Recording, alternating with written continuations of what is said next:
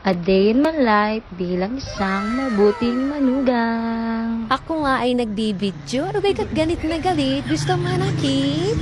Kami nga pala magluluto ng ginataang papaya with hawot na espada, pandaban sa lahat.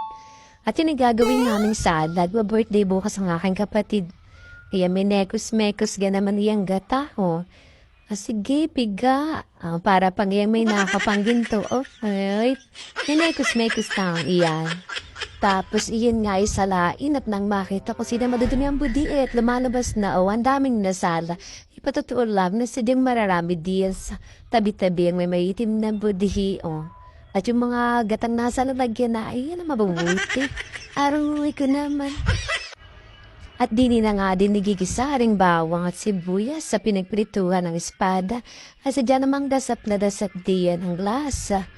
Ang katas baga kitang-kita pagkakaitim, inang ko di na nahiya sa manunog. Oh, hiyay na kami lang naman ang kakain. Nilagyan na nga rin ang kaunting sili para may sipa-sipa naman ang kaunti ang katada. Ay hindi, ang lasa naman ang aming gagataan. Makikita nyo naman sa aming kawali na marami niya pinagdaan at ba't naman ang pagkakasunod ng mga ganito talaga naman kahit asis hindi na malinis. Yan ganami pamana pa sa amin ng aming mga ninuno. Anagat na bubulol pa. Di ni nailagay na agad ng papaya. Sabi ko intay lang at bibidyan ko ang paglendagay. Hindi na naintay at sabi ayaw daw niya magpabidyo pagkakaarte sa mong sama naman. Yun ay biro lang. Ipagdalaman ng hangkan, patay ako. Ay tingnan mat hindi na naman nakaintay. Ay nailagay na agad ang gata. Sabi ko intay lang. Alay bahala na iyang bisnes sundan yung akan video at yan nilagay na nga ang paminta. Lalagyan pa ulit na isa pang paminta diyan. Adi ako'y nauna lang out. Kakadilis hindi makaintay. Ayan nga't hinalu-halo laang para lahat ay malagyan ng kaunting kiting. Ay paminta pala iyon. Nilagyan na rin ng asay. Hamit na hamit. Hindi makaintay talaga. Oh, pati bitchay na tinunaw lang ng gayaan. Iniikot-ikot. Siguro may lasa na lahat iyon. Siguro naman sa aking vlog na rin hindi na kayo mabibitin. Talaga rin hinabahabahan kinang kesa magtapaw sa lahat-lahat. Diyos ko po. Ayan at nilagyan na nga ng magic. Sabi daw ay pampasarap. Ako'y hindi naniniwala dyan. Sa akin mo lahang malalasa pang tunay na sarap. Kung matagbubula ka na yan, kitang-kita na ang gatahaw, paluto na. Hinalo-halo pa nga ng paulit-ulit na paulit-ulit kang talagang paikutin. Ano kayat na hong? Kami nga ay tumambay muna din sa tabas sa pag-iintay. Ay na nga at luto na. O meron pang lechong kawali galing sa kapitbahay, ang espada na panday.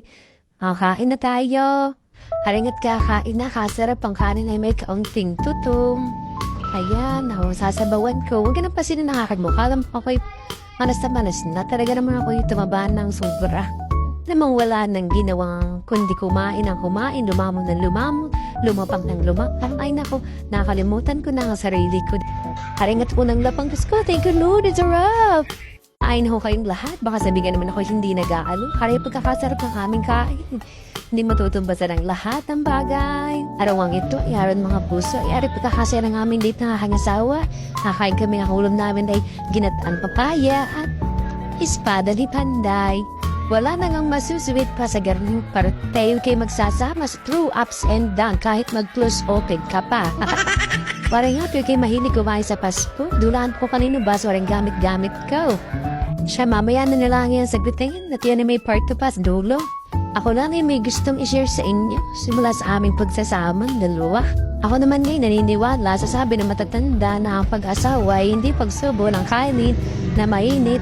Basta mo na lang iluluwa kapag ikaw ay nainita na. Kaya nga ka naman ako, bago ko isubo, ang kanin na hinihipa ko muna. Talam ko na mainit. Ina ko naman. Ay sige, yung isubo ng mainit at pag hindi, kay napasok. Ayun na nga, bago rin naman kami ngayon nagtagal na rin kami almost 3 years na ngayon na nagbibilang ng taong magkasama. Panay pamanglit naman din. Diyos ko po, sa dami din naman nga na pinagdaanan, pakakasaksi sa amin ay yung mga malapit sa amin, ang mga kumari namin, ang aming kumpare, ang aming mga magulang, ang aking mga hipag, kapatid na kasalwa. Ay nako, hindi rin nga naman biro. Basta yun, hindi sadya nawawala ang kontrabida sa buhay na para ba ang aming kwento ng pagsasama ay pwede lang ipadala sa MMK. Dear Charo, Ari nga at tapos na akong kumain. Ano gat si Momot nga pagkakasarap naman si Jen ang aming kain ari. Nari na nga yung patungkol sa aking baso na pinayflex sa inyo kanina. Ay hulaan nyo, kita nyo? Ay Jollibee pala yung baso. Ay aray maliit lang na istorya. Ay nung kami lasing na lasing ang gabi, ay kami nagpunta sa uptown Jollibee. Ay sobrang kalasingan, ay nadala namin ng baso at may naman palang kaup hanggang paglabas ibit-bit namin. Hindi man lang napansin ng guard, siya patawad how, shout out sa uptown Jollibee. Ano naman yung gusto kong ibalik, kung lang mo ay nahihiya sa dyan. Kaya kuha na lang ho din sa amin. Ari pinagamit mo, pagkakaya mo namin panghugas sa aking kamay ay mineral water.